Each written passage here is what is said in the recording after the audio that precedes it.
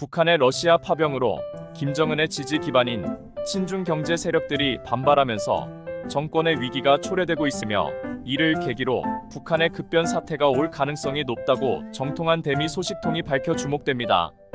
정통한 대미 소식통은 북한 김정은이 중국과 러시아 사이에서 그동안 구사해온 북한 특유의 절묘한 줄타기를 벌인 것이 내부로부터 정권 위기를 불러온 것으로 보인다고 지적했습니다. 소식통은 북한이 우크라이나 전쟁에 파병한 것은 치명적 실수라고 지적하며, 이로 인해 북중 관계가 더욱 악화됨으로써 자신의 지지 기반인 친중 경제 세력들이 위기감을 느끼고 이탈하고 있어 정권의 위기를 초래하고 있다고 덧붙였습니다. 북한 사정의 정통한 대북 소식통도 이와 관련 현재 북한에서 장마당을 장악하고 있는 소위 돈주로 통하는 경제 세력들이 북한 김정은을 옹호하는 체제 세력들 뒤에서 돈을 무기로 권력을 휘두르고 있는 상황이었는데, 이들이 김정은 체제에 대해 반감을 드러내기 시작했다고 확인했습니다. 대미 소식통은 김정은의 오판이 한반도 분단을 끝낼 절호의 기회가 될 것이라고 강조했습니다. 그는 이에 대한 근거로 미국이 이 상황을 얼마나 심각하게 바라보고 있는지에 대해 설명하며, 트럼프가 대통령이 되면 북한을 손봐줄 가능성이 높다고 관측했습니다. 실제 지난 트럼프 대통령 시절 비서실장을 지낸 존 켈리는 NYT 기자와의 인터뷰를 통해 트럼프 대통령은 끊임없이 전쟁을 원했고 2017년에는 북한의 핵무기를 실제 사용하는 것에 대해 논의했다고 2023년 1월 밝히기도 했습니다.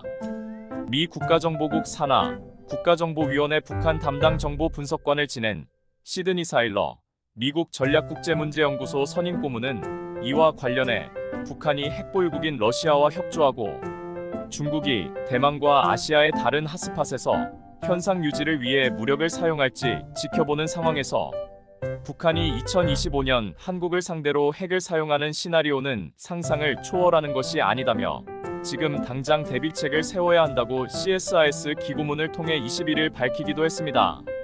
그는 이어 북한의 위협에 대한 논의와 대응 계획은 이미 진행 중이지만 미국 대선이 끝나면 미국과 한국의 정책 기반자들과 군사 전문가들 사이에 중요한 의제가 될 것이라고 강조했습니다. 북한이 러시아와 협조해 한국을 위협하는 시나리오가 현실화된다면 소식통의 전언대로 오히려 윤석열 정부에서 한반도 통일의 기회를 잡을 수 있을 것이란 해석이 뒤따른다는 점에서 윤석열 정부의 리더십이 절실하다는 지적이 뒤따릅니다.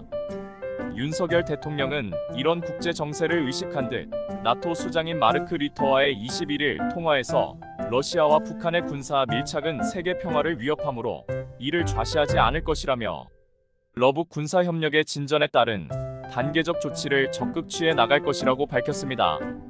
이런 윤석열 정부의 움직임은 우크라이나에 대한 무기 직접 지원 등을 통해 나토 등과의 협조 관계를 구축함으로써 한반도 위기 상황 혹은 갑자기 찾아올 수 있는 북한의 급변 사태 과정에서 유럽 국가들을 우리의 우군으로 확보할 수 있다는 계산이 깔렸다는 해석이 나옵니다.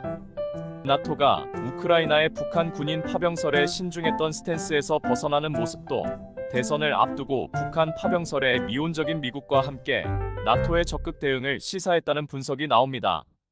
리터 총리는 21일 윤석열 대통령과의 통화에서 북한의 러시아 파병에 심각한 우려를 표명하며 러북 군사협력에 대응하기 위해 한국과 적극적으로 협력할 준비가 되어 있다고 밝혔습니다.